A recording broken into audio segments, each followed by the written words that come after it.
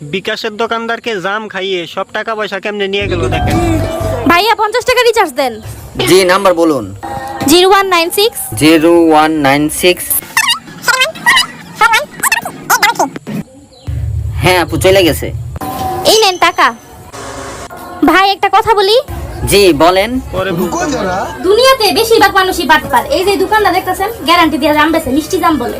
আমি এর আগে একবার নিছি, তো বাসায় যায় দেখি কুষ্টি, কারণ এবারও নিতে আইছি, কিন্তু আমি আর খায়া দেখতে পারতাছি না, রোজা রাখছি তো।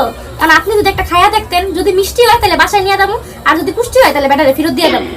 ও আচ্ছা দেন, সমস্যা নাই, দুইটা रुको নিলাম। जरा सबर करो। খা খা, ভালো মতো খা, তুই খাইলেই আমার লাভ। সেই মিষ্টি আফা আপনি জিতছেন। ও জামটা তো সেই মিষ্টি, এমন জাম তো আগে খাই নাই। একটু করে টের পাবা মানু। এই এমন লাগতেছে গে, ফু, মাথা ধরলো। কাজ হইছে, মানুষ আসার আগে সব সেরে লইতে হইব। সব কিছু লইয়া গেল।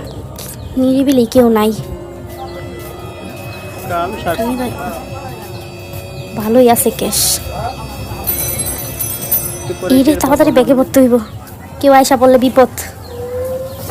এমনি নিয়ে দৌড় দিই।